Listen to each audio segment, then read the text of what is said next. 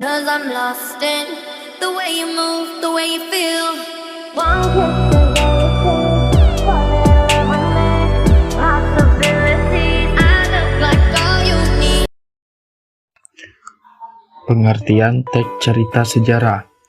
Teks cerita sejarah adalah tulisan yang berisi cerita, kejadian, atau peristiwa yang benar-benar pernah terjadi atau berlangsung di masa lalu. Ciri-ciri teks cerita sejarah meliputi berbentuk cerita ulang, menyajikan cerita kronologis, menyajikan cerita masa lalu, dan imajinasi pengarang. Struktur teks cerita sejarah. 1. Orientasi. Orientasi bisa disebut juga dengan bagian perkenalan, karena pada tahap ini akan dimuat pengenalan tokoh, latar tempat, waktu, suasana, sudut pandang, dan hubungan dari para tokoh. 2. Pengungkapan peristiwa. Bagian ini menceritakan peristiwa atau kejadian yang berpotensi menimbulkan berbagai masalah, pertentangan, atau kesukaran menghadang tokoh, terutama tokoh utama. 3. Konflik atau raising action. Pada tahap raising action, penulis akan menunjukkan konflik atau masalah yang mulai semakin rumit antar tokoh. 4. Komplikasi atau puncak masalah. Komplikasi merupakan bagian yang mendebarkan, menghebohkan, dan memuncak dari masalah. Di dalamnya berisi pertikaian atau peristiwa lain yang dihadapi oleh para tokohnya. 5. Resolusi atau penyelesaian masalah. Setelah pembaca dibuat heboh dengan memuncaknya konflik, tentu saja harus ada penyelesaian atau resolusi. Di bagian inilah penulis menceritakan akhir dari suatu atau tahap penyelesaian. 6. Koda. Koda merupakan penutup dari sebuah novel yang berisikan komentar atau kesimpulan dari cerita tersebut. Fungsi teks cerita sejarah. Pertama, fungsi rekreatif. Teks cerita sejarah dapat digunakan sebagai sarana rekreasi kepada pembaca. Pembaca dapat merasa terhibur dengan membaca jalinan cerita dalam teks cerita sejarah. Kedua, fungsi inspiratif.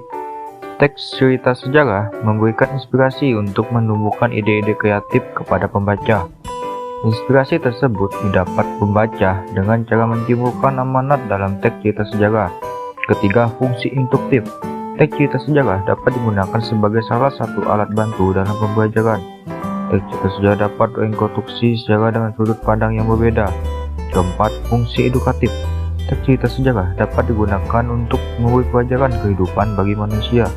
Pembaca dapat mengambil teladan dari perilaku atau watak tokoh dalam teks cerita sejarah. Pembaca dapat menerapkan pelajaran tersebut dalam kehidupan sehari-hari. Berikut contoh teks cerita sejarah. Candi Borobudur. Candi Borobudur adalah monumen Buddha terbesar di dunia.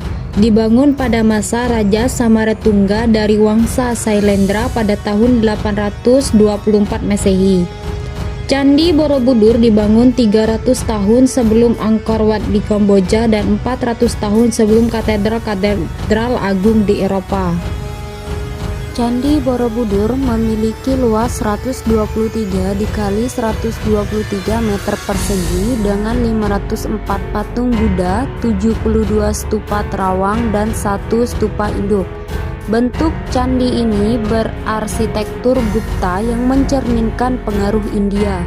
Setelah berkunjung ke sini, Anda akan mengalami mengapa Borobudur memiliki daya tarik bagi pengunjung dan merupakan ikon warisan budaya Indonesia. Lembaga internasional dari PBB yaitu UNESCO mengakui sekaligus memuji Candi Borobudur sebagai salah satu monumen Buddha terbesar di dunia. Di candi ini ada 2.672 panel relief apabila disusun berjajar panjangnya mencapai 6 km. Ansambel reliefnya merupakan yang paling lengkap di dunia dan tak tertandingi nilai seninya, serta setiap adegannya adalah mahakarya yang utuh. Sejak pertengahan abad ke-9 hingga awal abad ke-11, Candi Borobudur menjadi tempat peziarah umat Buddha dari Cina, India, Tibet, dan Kamboja.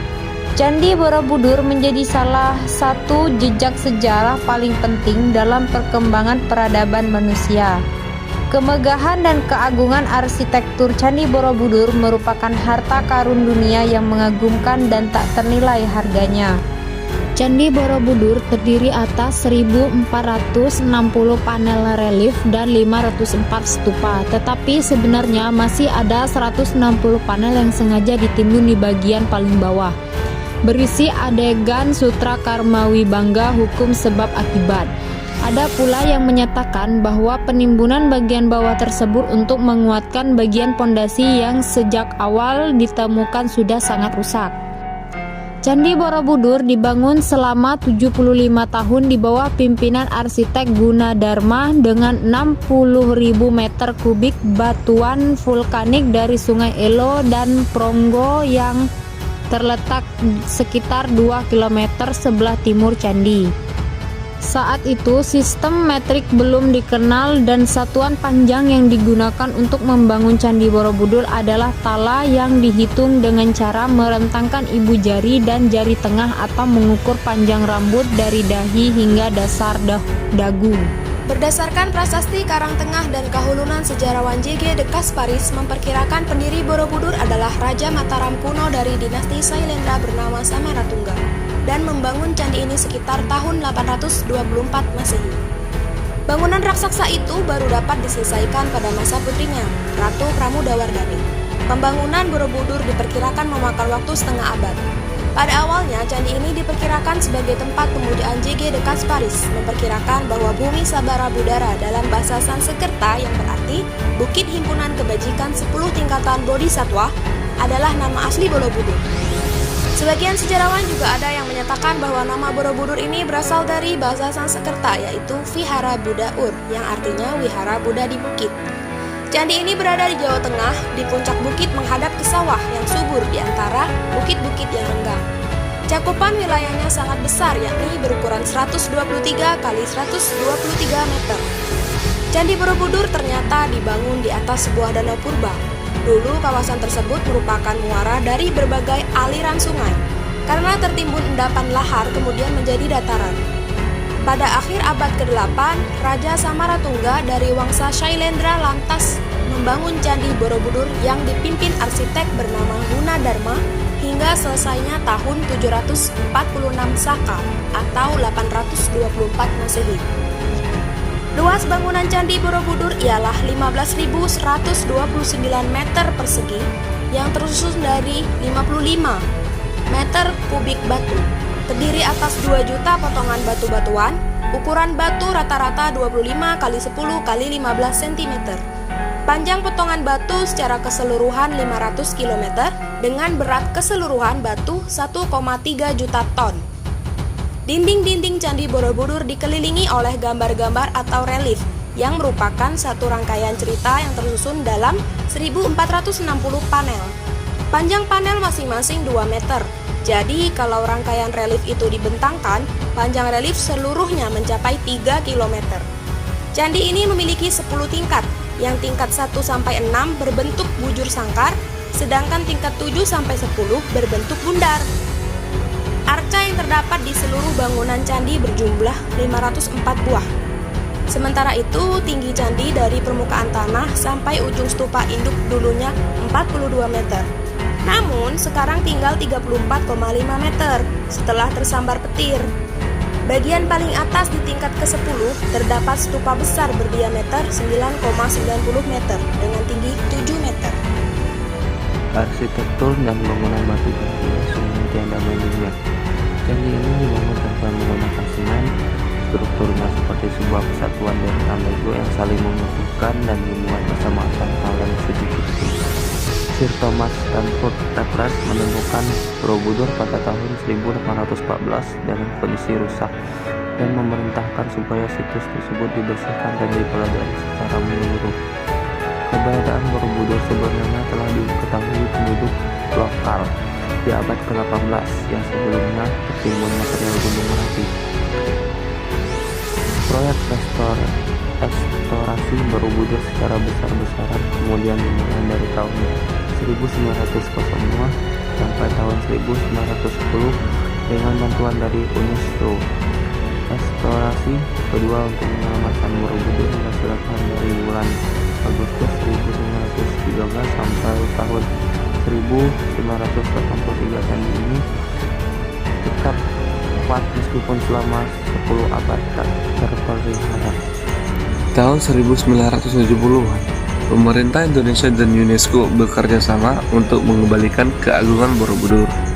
Perbaikan yang dilakukan memakan waktu 8 tahun sampai dengan selesai, dan saat ini Borobudur adalah salah satu keajaiban dan harta Indonesia dan dunia yang berharga. Berbagai disiplin ilmu pengetahuan terlibat dalam usaha rekonstruksi Candi Borobudur yang dilakukan oleh Theodorus van Erp tahun 1911, Prof. Dr. Koremens tahun 1956, dan Prof. Ir. Roseno tahun 1971. Kita patut menghargai usaha mereka memimpin pembukaran candi, mengingat berbagai kendala dan kesulitan yang dihadapi tidaklah mudah. Akhirnya, tahun 1991, Borobudur ditetapkan sebagai warisan dunia oleh UNESCO. Candi Borobudur dihiasi dengan ukiran-ukiran batu pada reliefnya yang mewakili gambaran dari kehidupan Buddha. Para arkeolog menyatakan bahwa Candi Borobudur memiliki 1460 rangkaian relief di sepanjang tembok dan anjungan. Relief ini terlengkap dan terbesar di dunia sehingga nilai seninya tak tertandingi. Pembacaan cerita-cerita relief ini senantiasa dimulai dan berakhir pada gerbang sisi timur di setiap tingkatnya. Cerita dimulai dari sebelah kiri dan berakhir di sebelah kanan pintu gerbangnya. Monumen ini adalah tempat suci dan tempat berziarah kaum Buddha. Tingkat 10 candi melambangkan 3 divisi sistem kosmik agama Buddha. Ketika Anda memulai perjalanan, mereka melewati dasar candi untuk menuju ke atas.